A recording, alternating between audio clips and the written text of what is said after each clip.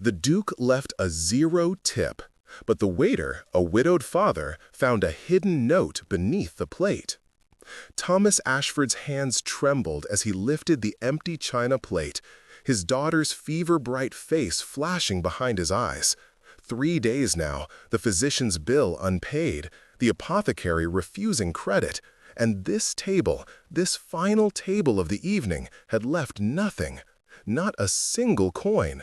The Duke of Graymont, who could buy the entire coaching inn with the jewels on his cufflinks, had dined on the finest pheasant, had demanded the vintage port, had occupied Thomas's station for 3 hours, and had left him with empty pockets and a dying child waiting at home.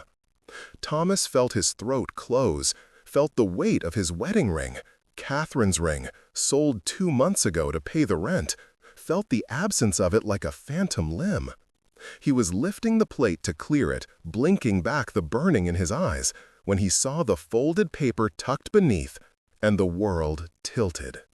Wait, before the next confession unfolds, if this story has already stirred your heart, tell us where you're watching from. To make sure you don't miss the next betrayal, kiss, or redemption, subscribe and join our circle. The next heartbeat might change everything. Now, back to the scene. The note was sealed with black wax, pressed with a crest Thomas recognized from the carriage parked outside, a griffin and sword, the Graymont arms. His fingers, calloused from years of carrying trays and scrubbing floors, fumbled with the seal. Around him, the dining room of the Rose and Thorn Inn had emptied, the last patrons stumbling out into the October night, their laughter fading into the cobblestone streets of this nowhere coaching town between London and the Scottish border. Mrs. Hemsworth, the innkeeper, was already snuffing candles, her broad back turned to him. He shouldn't read it. It wasn't proper. But desperation made thieves of honest men, and Thomas Ashford had been honest for 32 years, had served in His Majesty's Navy, had married his Catherine in the village church, had buried her 2 winters past when the consumption took her, had raised their daughter Lily alone ever since. Honest, and it had bought him nothing but an empty purse and a child burning with fever in their rented room above the chandler's shop. The paper crackled as he unfolded it. The handwriting was precise, aristocratic, each letter formed with the confidence of a man who had never doubted his place in the world. Mr. Ashford, you will think me cruel. You will think me ignorant of your circumstances. You are wrong on the second count, perhaps correct on the first. I watched you tonight. I watched you serve me with dignity despite the tremor in your hands, despite the hollow beneath your eyes that speaks of sleepless nights and deeper sorrows. I watched you glance toward the door each time it opened, as if expecting death himself to walk through and claim what remains of your heart. I know your daughter is ill. I know the physician has given you 3 days to procure the medicine she needs, or she will be lost. I know because I asked, because I make it my business to know the lives that intersect with mine, however briefly. I left you no tip because I am offering you something far more dangerous.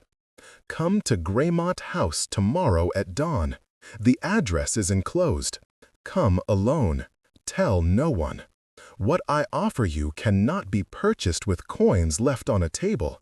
It can only be earned through a bargain that will change your life and perhaps cost you your soul. You will accept because you have no choice, because fathers do not let their daughters die while breath remains in their bodies. Burn this letter. Remember the address. Graymont. Thomas read it 3 times. The words didn't change. The address at the bottom remained steady. Graymont House, Blackthorn Road, 6 miles north. Ashford, stop dawdling and help me with these chairs. Mrs. Hemsworth's voice cracked across the empty dining room like a whip. Thomas shoved the letter into his pocket, his heart hammering against his ribs. 6 miles north, dawn, a bargain that would cost him his soul. He thought of Lily, of her small hand clutching his this morning, of her voice, thin and reedy. "Papa, I'm so cold. Why am I so cold when the room is so hot?" He cleared the Duke's table mechanically, his hands moving through the practiced motions while his mind spun. What could a Duke possibly want with a widowed waiter? What bargain could be worth this mystery, this midnight summons? The Rose and Thorn provided him a pallet in the servants' quarters, a narrow slice of straw and wool in the attic where the roof leaked and the winter wind found every crack. Thomas lay there in the darkness, the letter burning in his pocket, and did not sleep. At 4 in the morning he rose, splashed icy water on his face from the basin, and dressed in his only other shirt, the one Catherine had embroidered with his initials before they married, the threads now faded and loose. He left a note for Mrs. Hemsworth claiming a family emergency. It wasn't a lie. The walk to Greymont House took him 2 hours through the pre-dawn darkness, following the rutted coaching road north until it branched onto a private lane marked by iron gates twisted into the shapes of griffins. The house rose from the moorland like a Gothic dream, all gray stone and mullioned windows, ivy crawling up the eastern wall, a tower at the northern corner that seemed to pierce the lightning sky. Thomas had seen great houses before. He had served at them during his time in service after the Navy, before Catherine, before Lily, before everything had narrowed to these desperate years of survival. It felt alive in the morning mist, watching him approach with 1,000 dark windows for eyes. The front door opened before he could knock. A woman stood there, severe and elegant in black silk, her hair pinned with jet combs, her face unlined but somehow ancient. "Mr. Ashford," she said, not a question. "You're expected." Yes, the Duke." "This way." She led him through corridors that seemed to stretch longer than the exterior of the house should allow, past portraits of Greymont ancestors whose eyes followed their progress, past closed doors from behind which Thomas heard the strangest sounds, music that had no melody, voices speaking in languages that predated English, the distant sound of weeping. They stopped before a set of double doors carved with scenes from classical mythology, Orpheus descending, Persephone eating pomegranate seeds, Pandora opening her box. "His waiting in the library," the woman said, and pushed the doors open. The Duke of Greymont stood with his back to the entrance, silhouetted against floor-to-ceiling windows that overlooked a formal garden slowly emerging from the night. He was younger than Thomas had assumed from his bearing at dinner, perhaps 40, tall and lean, his dark hair touched with silver at the temples, his profile sharp as a cameo. He wore no jacket, only shirt sleeves and a waistcoat, as if he'd been awake all night. "Mr. Ashford," the Duke said without turning, "you came. I confess I gave it only 60% odds. My daughter is dying." "Yes." Now the Duke turned, and Thomas saw his eyes properly for the first time. They were the color of winter storms, gray and restless, and they held something Thomas couldn't name. Pain, perhaps? Or recognition? "And you would walk into hell itself if it meant saving her, which is, coincidentally, what I'm offering." "I don't understand." "No, but you will."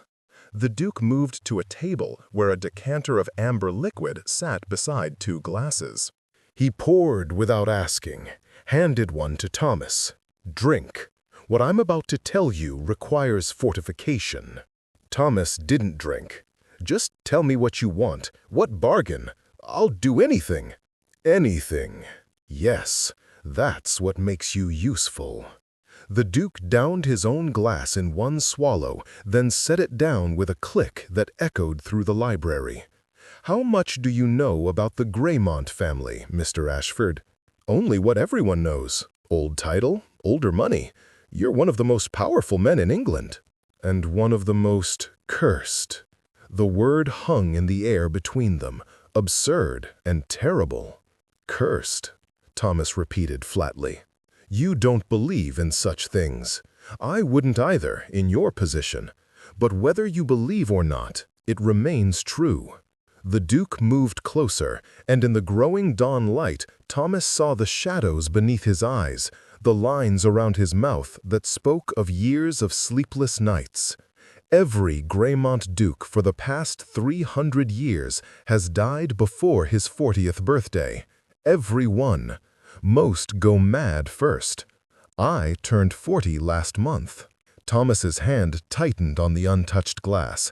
I don't see what this has to do with. My nephew, the Duke interrupted. James. He's 7 years old. His mother, my sister, died in childbirth. His father was killed in a carriage accident 3 years ago. I am his guardian. And when I die, which will be soon, he inherits everything. The title, the fortune, the curse. You're not dying. You look perfectly healthy. Strong? The Duke's laugh was bitter. So did my father, until the day he walked into the Thames with stones in his pockets.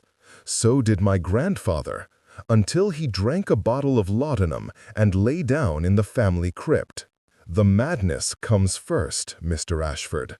The conviction that you're being hunted by something you can't see. The voices that whisper from the corners. The certainty that everyone you love will be destroyed unless you destroy yourself first. Thomas finally drank, the whiskey burning down his throat. Why are you telling me this? Because I need a witness. Because I need someone with no connection to this family, no stake in its politics or fortune, to watch over James when I'm gone, to make sure he survives until we can break this curse. Break it how? There's a woman, a scholar. She lives in Edinburgh, Dr. Margaret Ashby. She spent 20 years researching family curses, supernatural inheritances. She believes she can trace the origin of the Greymont curse and undo it, but she needs time and money. I've given her the money, but I don't have the time. The Duke moved to his desk, withdrew a leather portfolio, placed it on the table between them. This contains everything. Legal guardianship papers naming you as James' secondary guardian to activate upon my death. A salary of £200 per year until James reaches his majority. A cottage on the estate grounds for you and your daughter. And this. He placed a small brown bottle beside the portfolio. The medicine your daughter needs, enough for 2 months. The physician will call on her today. By tomorrow, her fever will break. Thomas stared at the bottle. Salvation, sitting on a library table in a cursed house. What do you want in return?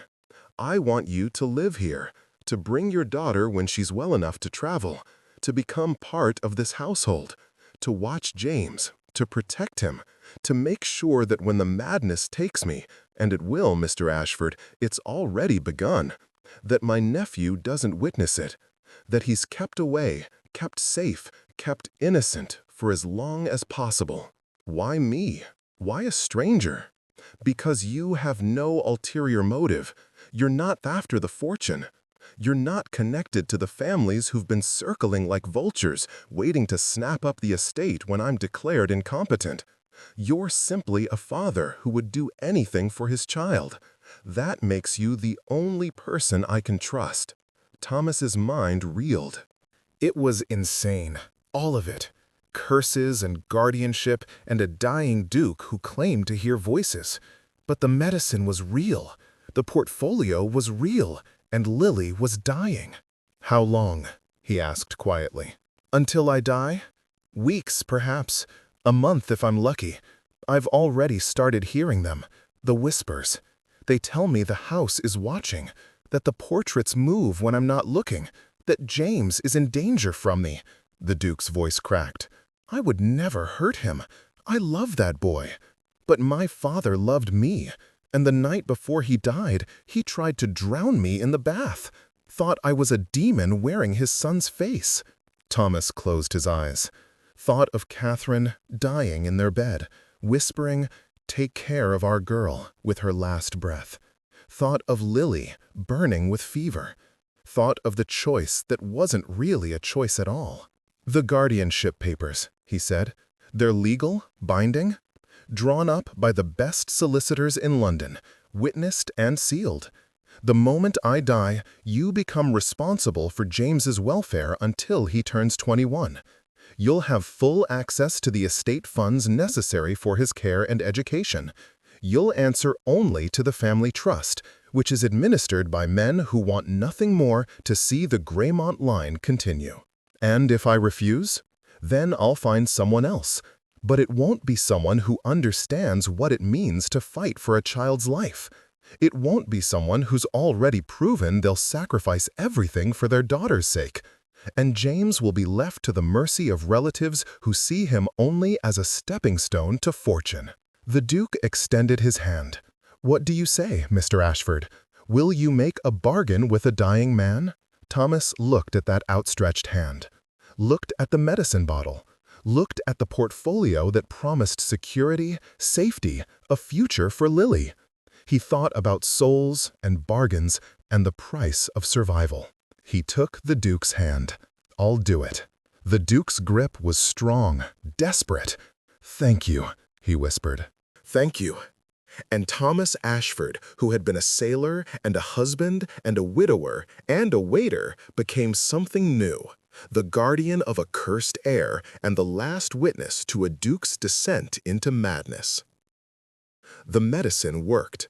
Within a day, Lily's fever broke. Within 3, she was sitting up in bed, asking for soup, color returning to her cheeks. Thomas sat beside her in their rented room, holding her small hand, and wept with relief. "Papa, why are you crying?" she asked, her voice still thin but gaining strength. "I'm better now." "I know, little love, I know. These are happy tears." "Mrs. Jenkins says happy tears are silly. She says tears are for sadness." "Mrs. Jenkins doesn't know everything." He smoothed her hair back from her forehead, cool now, no longer burning. "Lily, I have something to tell you. We're going to move." Her eyes widened. "Move? Where?" "To a grand house in the country. I've been offered a position there. You'll have your own room, and there's a boy there, just a bit older than you. You'll have a friend." "A friend?" Lily's face lit up with cautious hope. She'd had no friends since Catherine died, since they'd been forced to move from town to town, following Thomas's work. "Really?"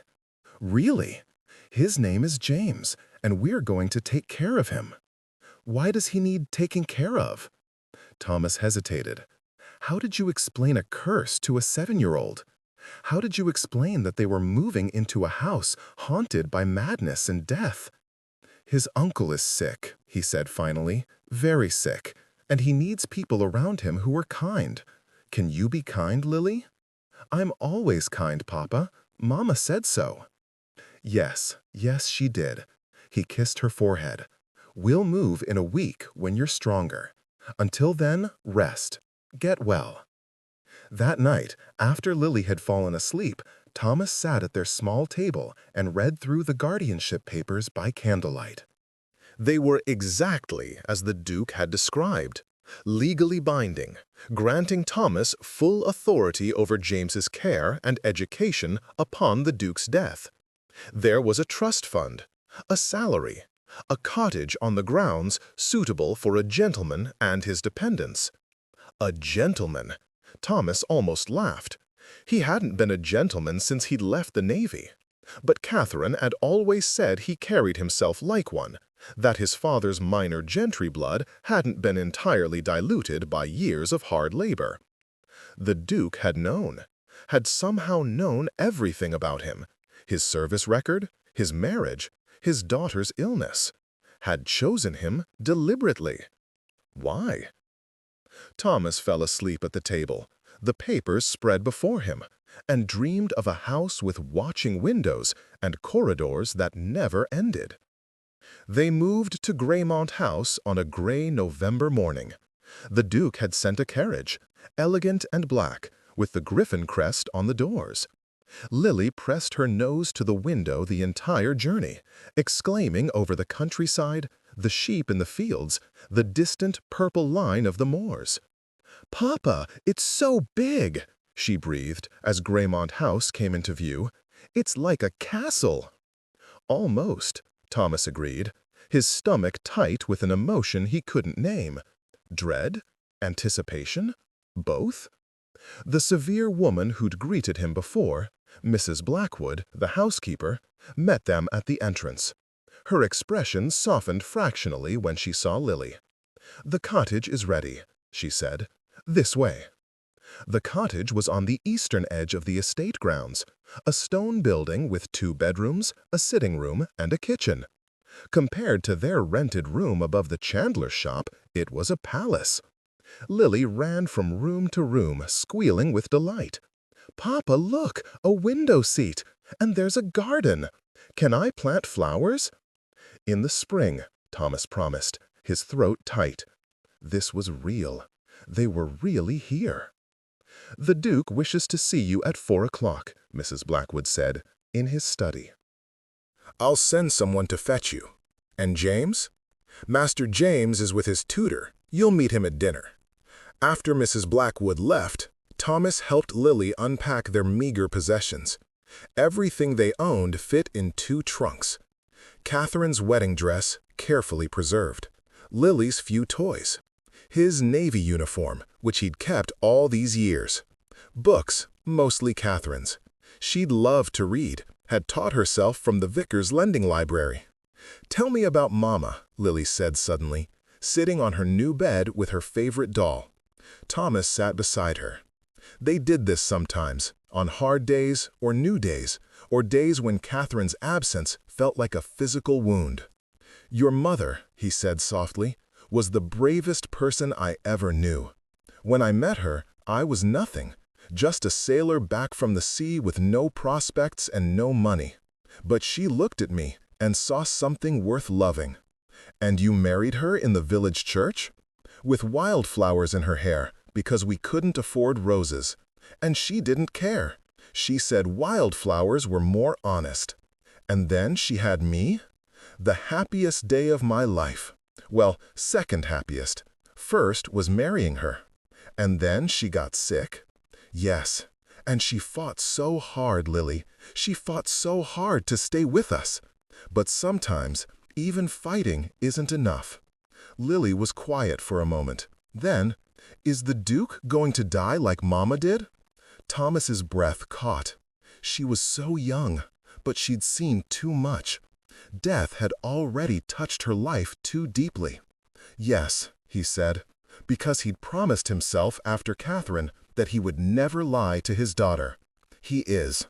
"Is he scared?" "I think so." Was Mama scared? A little. But mostly she was sad. Sad to leave us. Lily nodded, processing this. "I'll be nice to James," she said finally, "because he's going to be sad too." Thomas pulled her close, kissed the top of her head. "You're so much like her," he whispered. "So much." At 4 o'clock, a maid came to fetch Thomas. He led him not to the study, but to the tower room he'd glimpsed on his first visit. The climb was steep, the spiral stairs worn smooth by centuries of footsteps. The Duke stood at the window, looking out over the moors. He didn't turn when Thomas entered. "Tell me about your wife," the Duke said. Thomas went still. "Your Grace?" "Your wife, Catherine. Tell me about her." "Why?" "Because I'm about to tell you something that will sound insane, and I want you to understand why I believe it. So tell me, how did she die?" Thomas's hands clenched into fists. "Consumption. It took her over 6 months. Were you with her at the end?" "Every moment. I held her hand. Yes, I was there." "Then you know what it's like to watch someone you love slip away. To feel them leaving inch by inch, and to be powerless to stop it." Now the Duke turned. His face was drawn, haggard. He looked like he'd aged 10 years since their first meeting. That's what's happening to me. But it's not disease taking me. It's the curse. And it's not gradual. It's fast, violent, like drowning. What do you mean? The voices are getting louder. I can hear them even now, whispering from the walls. They tell me things, terrible things.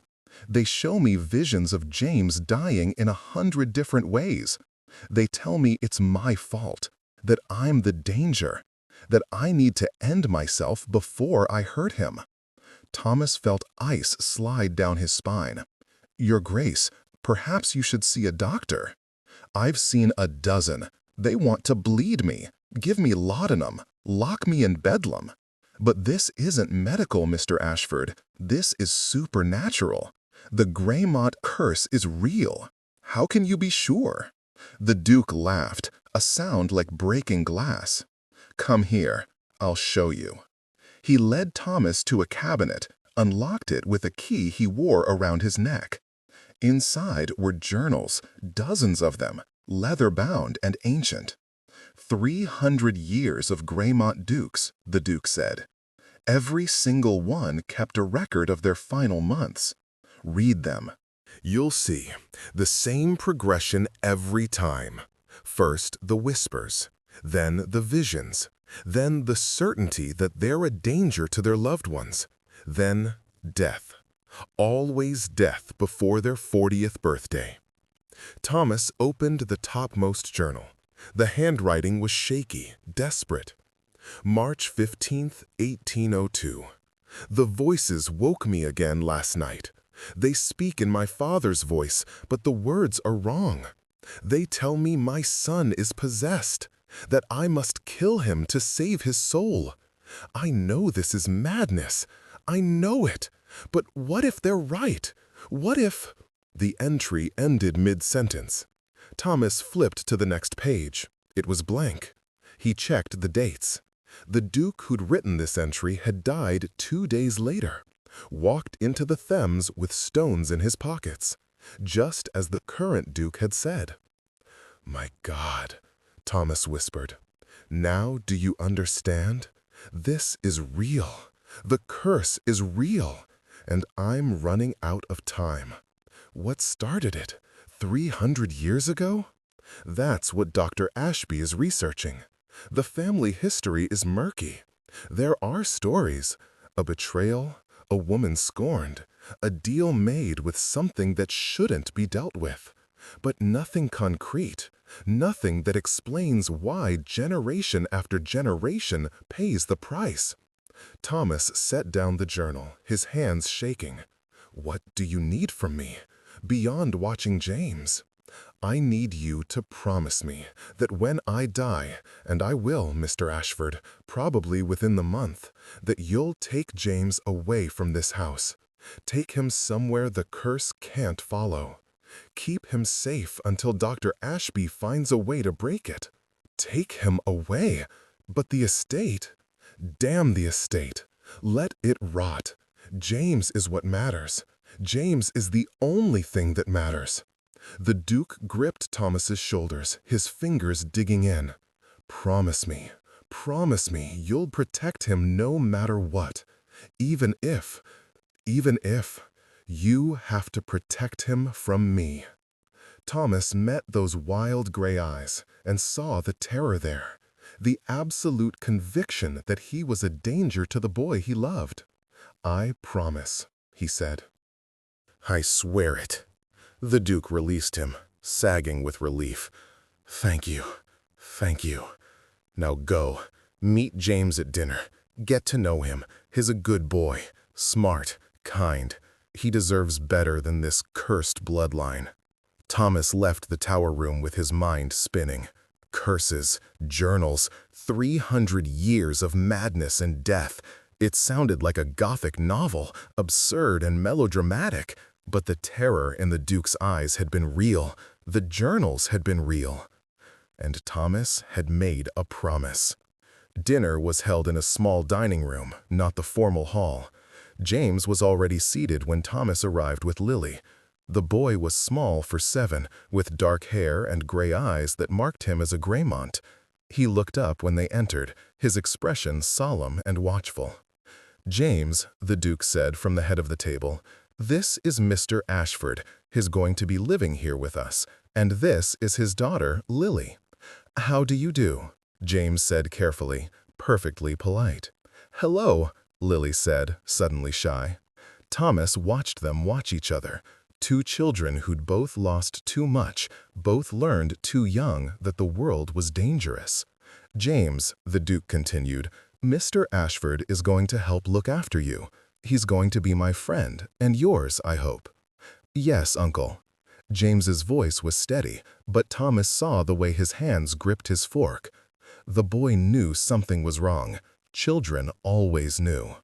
Dinner was strained. The Duke barely ate, pushing food around his plate.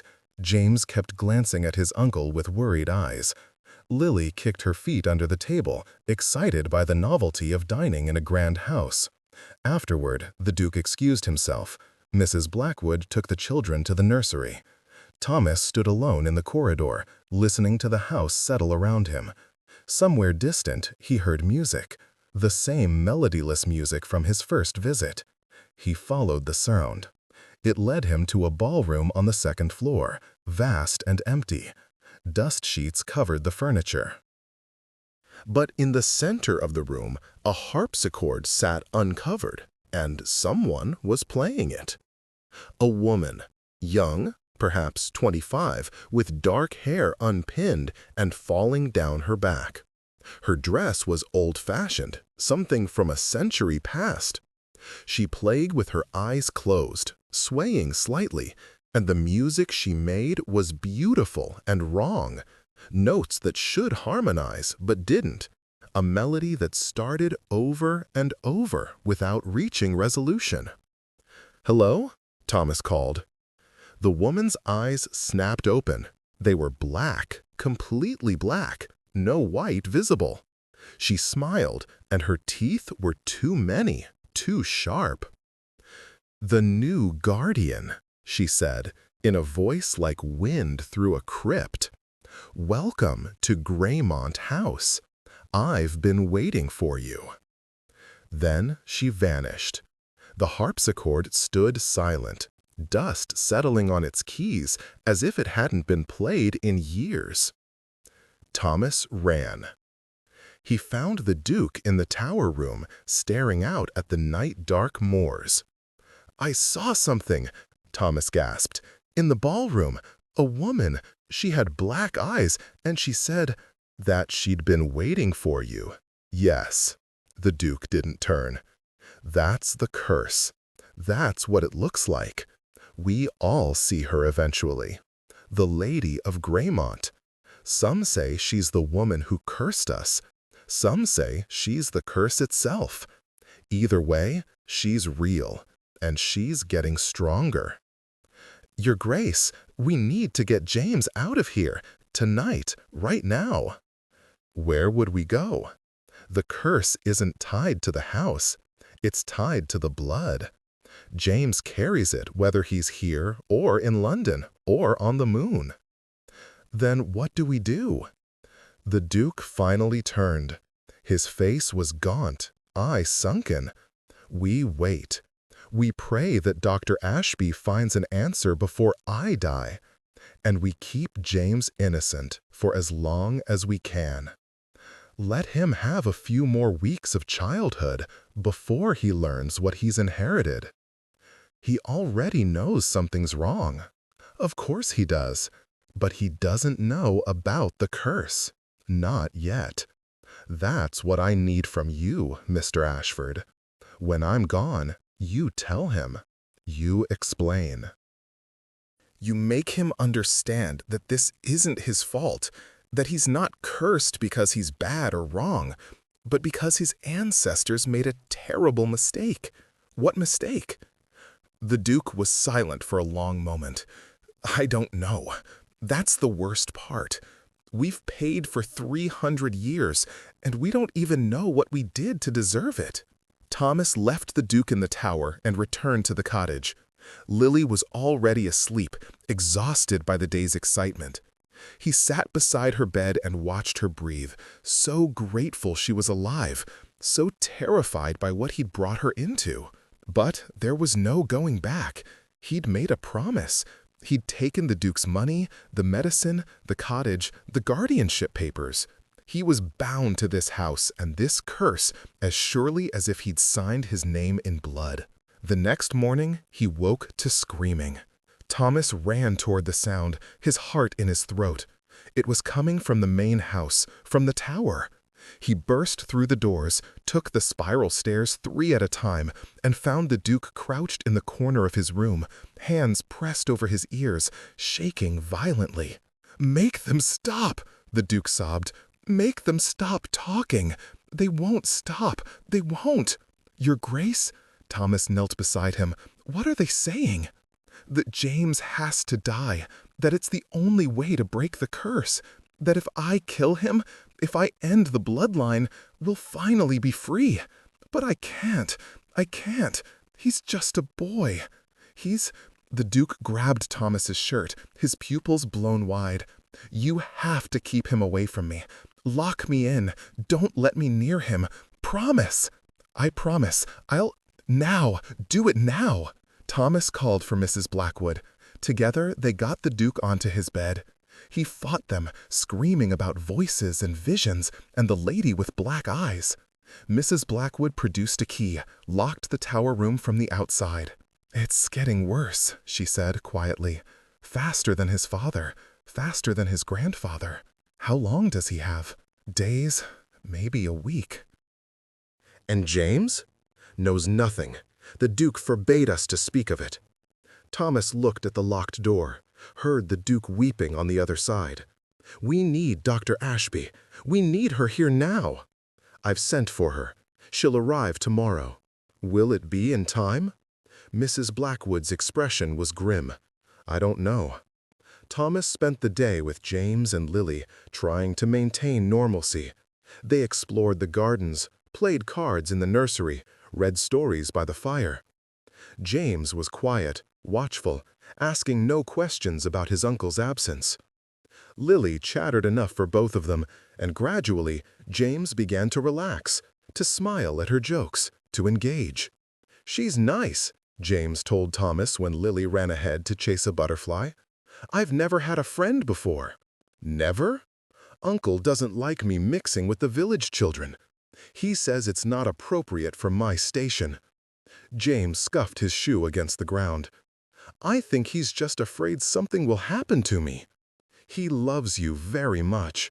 "I know, but sometimes love feels like a cage." Thomas had no answer for that.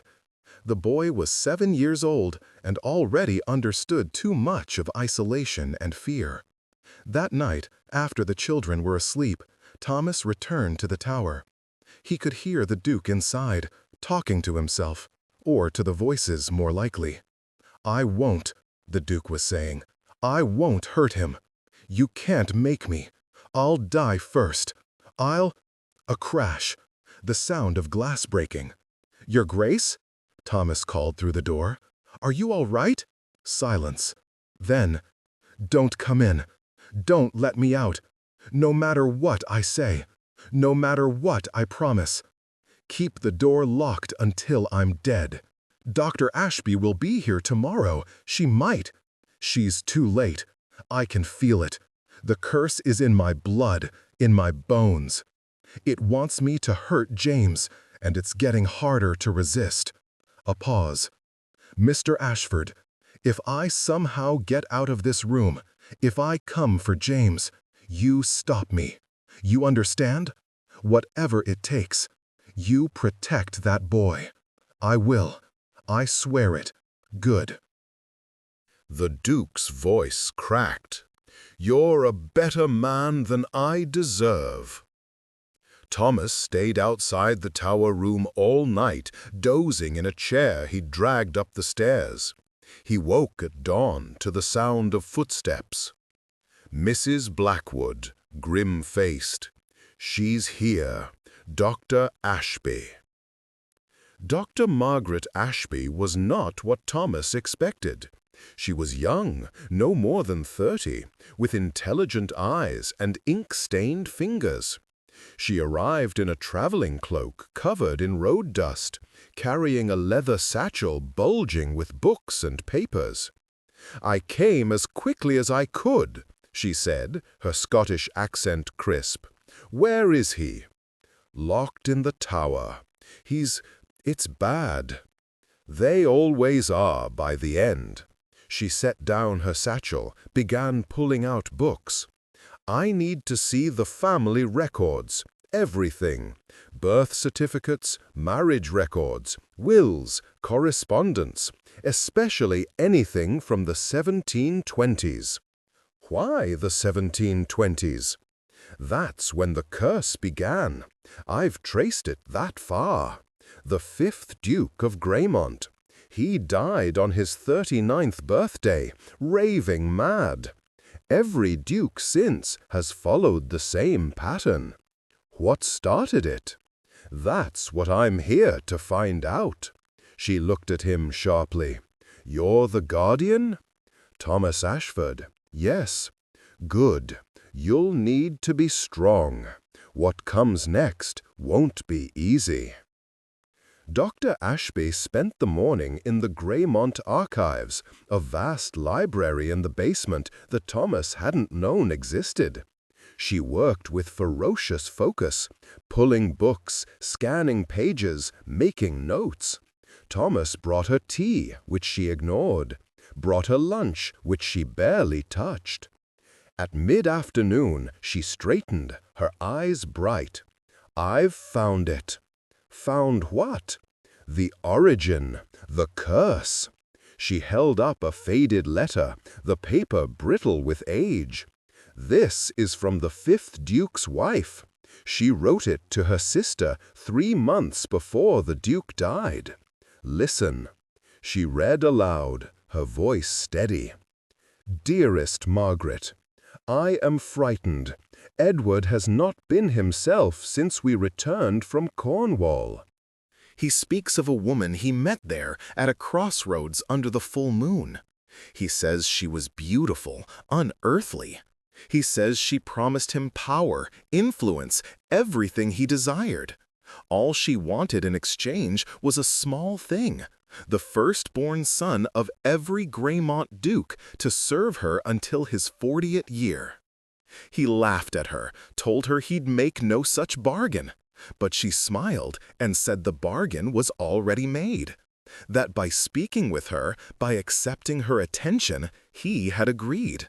And now his line is hers. "Margaret, he is going mad. He sees her everywhere. He has tried to harm our son. I have locked the boy away, but I fear for all of us." Dr. Ashby set down the letter. The Duke died 2 weeks after this was written. Threw himself from the tower, the same tower where the current Duke is locked. Thomas felt cold. A fairy bargain, a deal made without knowledge. Exactly. The woman, whatever she was, tricked the 5th Duke, bound his bloodline to her service, and every Duke since has paid the price. How do we break it? That's the difficult part.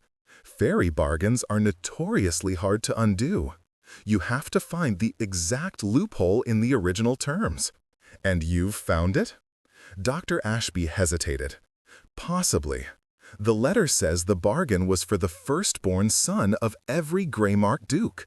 James isn't a duke. He's a future duke, but he hasn't inherited yet. If we can keep him alive until after his uncle dies, then technically he won't be serving her during his uncle's dukedom. He'll be free. That's it? We just have to keep him alive until the Duke dies? It's not that simple. The curse will try to prevent it. It will push the Duke to kill James before his time runs out. We have at most a few days. Thomas's blood ran cold. The Duke is already locked in the tower. He can't get to James.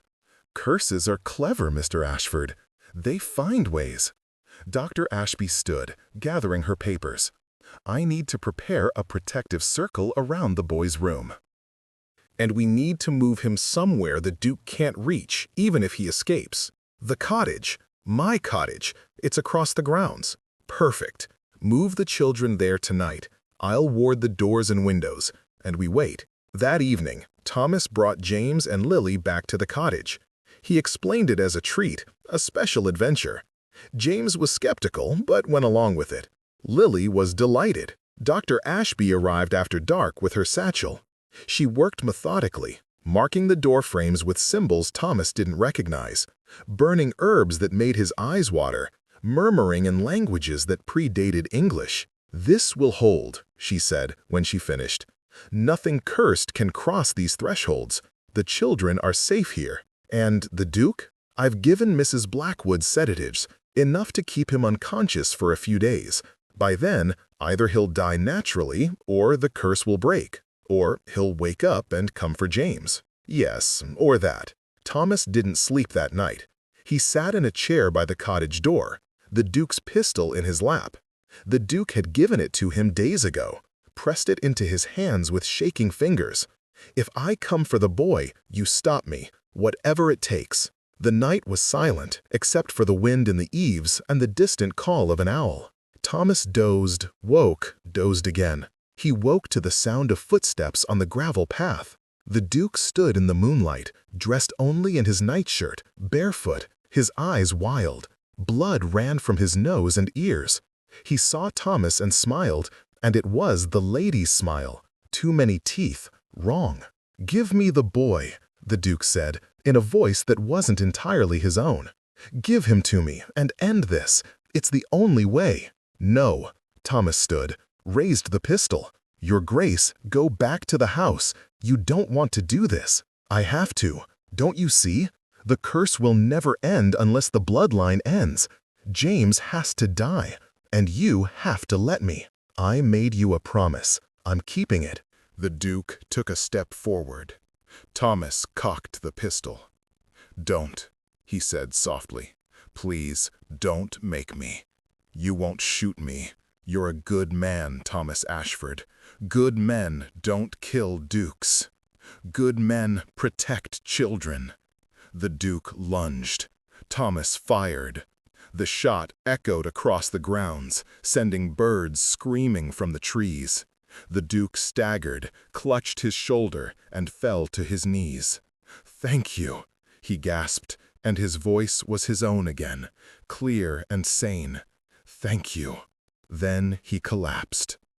Dr. Ashby and Mrs. Blackwood came running. They carried the Duke back to the house, while Thomas stood frozen, the smoking pistol in his hand, the weight of what he'd done crushing down on him. He'd shot a Duke, a peer of the realm. He'd be hanged. But James was safe. That was all that mattered. Inside the cottage, Lily and James slept on, undisturbed. Thomas sat beside them, numb, waiting for the constable to arrive. Instead, at dawn, Mrs. Blackwood came. "He's alive," she said. "The wound isn't fatal. Dr. Ashby stopped the bleeding. And he's himself again. The curse broke." Thomas looked up sharply. "What?" "When you shot him, when he fell, the curse broke. Dr. Ashby thinks it's because he was prevented from killing James. The bargain required him to die before harming the boy. When that failed, when he couldn't complete the curse's purpose, it shattered. So James is free. James is free. The bloodline is free. It's over." Thomas felt tears on his face and didn't care. "Is the Duke asking for me?" "He is." Thomas found the Duke in his bed, bandaged and pale, but clear-eyed. The wildness was gone, the terror. He looked like a man who'd been drowning and suddenly found air. "I'm sorry," Thomas said. "I'm so sorry. I didn't want to." "You saved my life," the Duke interrupted. "You saved James. You did exactly what I asked you to do." He held out his hand, and Thomas took it. "Thank you. Thank you for having the courage I didn't. What happens now? Now? The Duke smiled, tired but real. Now we live. James grows up. The estate thrives. And you and your daughter have a home here for as long as you want it. I shot you. In self-defense, and in defense of my heir. No court in England would convict you. Besides, I'm not pressing charges. I'm giving you a raise. Thomas laughed, the sound almost hysterical. A raise? And a position. Not a servant, a friend, an advisor. The man who saved the Greymont line. The Duke squeezed his hand. You're family now, Thomas. You and Lily both. Family. The words settled into Thomas's chest like warmth after cold. He thought of Catherine, of her voice whispering, "Take care of our girl," and knew she would approve. "All right," he said. "All right. We'll stay." The weeks that followed were strange and gentle. The Duke recovered slowly, regaining strength. James emerged from the cottage blinking like a mole in sunlight, unaware how close he'd come to death. Lily and James became inseparable, running through the gardens, playing in the stables, filling the house with laughter it hadn't heard in generations. Dr. Ashby stayed a month, documenting everything, ensuring the curse was truly broken. When she finally left, she pressed a book into Thomas's hands. "If you ever need me," she said, "write, I'll come."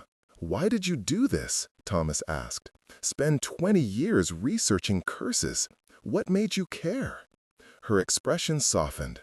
"My brother was cursed. A different family, a different bargain. I couldn't save him, but I could save others. That's enough." She left in a black carriage, and Thomas never saw her again.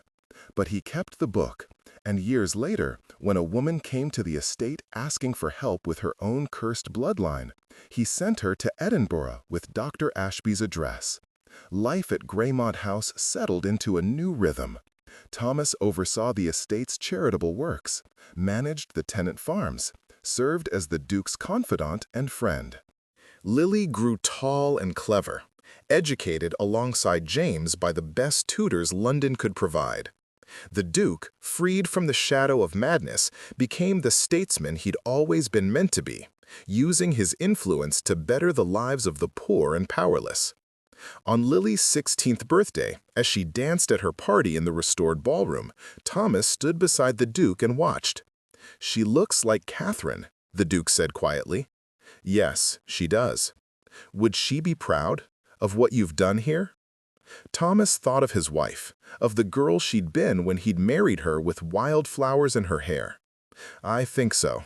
I hope so." "I'm proud," the Duke said, "for what it's worth." "It's worth everything," Thomas replied. And it was true. He had saved a child, protected a boy from a curse 300 years in the making, made a home for his daughter in a place of safety and love. He'd walked into hell itself, or at least the shadow of it, and come out the other side with his soul intact. The bargain he'd made that desperate night in the Duke's library hadn't cost him his soul after all. It had redeemed it. Years later, when James turned 21 and inherited the title, he stood in the same tower room where his uncle had locked himself away. Thomas stood beside him. "I remember that night," James said. "The night you shot Uncle. I woke up when the gun went off. I looked out the window and saw you standing there with the pistol. You never said. I was afraid. I didn't understand what was happening. But I knew you'd protected me, that you'd chosen me over him, even though you barely knew me." James turned, and his gray eyes were serious. "Why? Why risk everything for a stranger's child?" Thomas thought about curses and bargains and the choices that define us. "Because that's what fathers do," he said finally. "They protect, even when it costs them everything, especially then." James nodded slowly. "When I have children, I'll remember that." "I know you will." You're a good man, James. You'll be a good Duke. Thanks to you. Thanks to a lot of people. Your uncle, Dr. Ashby, Mrs. Blackwood, even the curse in a way. It taught us all what we were capable of." James smiled. "That's very philosophical." "I'm an old man now. I'm allowed to be philosophical." "You're 53, hardly old." "Old enough." Thomas looked out the window at the gardens below, where Lily was walking with a young man from the village, laughing at something he'd said. "Old enough to see the end of things. And the beginning. Lily's getting married? Probably. Soon. And then I'll have grandchildren, God willing. And you'll find someone. And the Greymont line will continue. Free. Uncursed. That's worth every gray hair." "And the note?" James asked. "The one that started it all? Do you still have it?" Thomas did. He kept it in his desk drawer, read it sometimes when he couldn't sleep. "You will accept, because you have no choice. Because fathers do not let their daughters die while breath remains in their bodies." "I have it," he said. "Why?" "I'd like to keep it, frame it, put it in the estate archive. So future Greymonts remember what you did, what you risked." "That's not necessary." "It is to me." So Thomas gave him the note, and James had it framed in glass and gold, and it hung in the estate gallery alongside portraits of Greymont dukes going back 300 years. But the curse ended with the one who'd written the note, the one who'd seen something in a desperate widower that was worth saving. Lily married in the spring, in the same village church where Thomas had married Catherine. She wore wildflowers in her hair.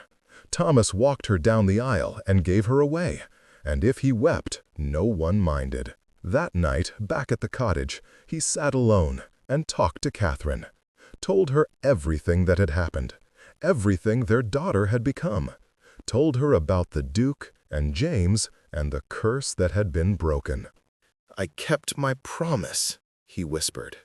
"I took care of our girl. I hope you're proud." The wind rustled through the window, carrying the scent of roses from the garden, and Thomas chose to believe it was her answer. He lived another 20 years, long enough to see grandchildren, to watch James marry and have children of his own, to see the Greymont estate flourish without the shadow of the curse. On the day he died, he was in the cottage garden with Lily's eldest daughter, teaching her to identify bird calls. "What's that one, Grandpa?" she asked. "A nightingale," he said, and smiled. "Your great-grandmother's favorite." And then, between one breath and the next, he simply stopped. Peaceful, content, his work done. They buried him in the Greymont family plot, between Catherine and the Duke, who died the year before at the age of 78. His headstone read, "Thomas Ashford, beloved father, friend, guardian. He saved the children." And it was true, all of it. The night of the funeral, Lily sat in the cottage where she'd grown up and found a letter tucked in her father's desk. It was old, brittle, the handwriting familiar. Her father's hand, but younger, shakier. "Catherine, if you're watching from wherever souls go, I hope you see this. I hope you know I tried. The Duke left me no tip that night, but he gave me so much more. He gave me purpose, a chance to matter, a chance to save someone, the way I couldn't save you. I've made a bargain, one that might cost me my life. But if it saves Lily, if it gives her a future, then it's worth it. You taught me that. You taught me that love means sacrifice, that being a father means standing between your child and the dark. I'm scared, but I'm going forward anyway. Watch over me. Watch over our girl. And if I fail, if this all goes wrong, please know I tried. I love you. I always will. Dash, Thomas." Lily wept reading it. Then she folded it carefully, placed it back in the desk, and left it there for her own children to find someday. Because some stories are worth preserving. Some sacrifices deserve to be remembered. And Thomas Ashford's bargain, made in desperation, fulfilled in courage, completed in love, was one of them. Epilogue: The Last Note. 50 years after Thomas's death, when the cottage was being renovated, a workman found a loose stone in the fireplace. Behind it was a small box sealed with wax. Inside was a single piece of paper, folded once. The handwriting was elegant, aristocratic, the Duke's hand. To whoever finds this, Thomas Ashford saved my life, saved my nephew's life, saved my entire bloodline. He did it not for money or title or power, but because he was asked and because he was a good man. I left him no tip that night in the Rose and Thorn Inn. Instead, I left him a note, and that note became a bargain that changed everything. If you are reading this, you stand in a house that should have died with me. You live in a world that should have been consumed by an ancient curse. You exist because one widowed father looked at a dying child, not even his own, and said, "I will save you." Remember him, honor him, and when you face your own impossible choices, your own desperate bargains, remember that courage looks like an ordinary man doing an extraordinary thing. Remember Thomas Ashford. Remember that love is always worth the price. Edward Grammont, 11th Duke of Grammont. The note was framed and placed beside Thomas's portrait in the estate gallery. And there it remained, a testament to a bargain made, a curse broken, and a life lived in service of something greater than survival. Love, sacrifice, redemption. The things that matter when everything else falls away.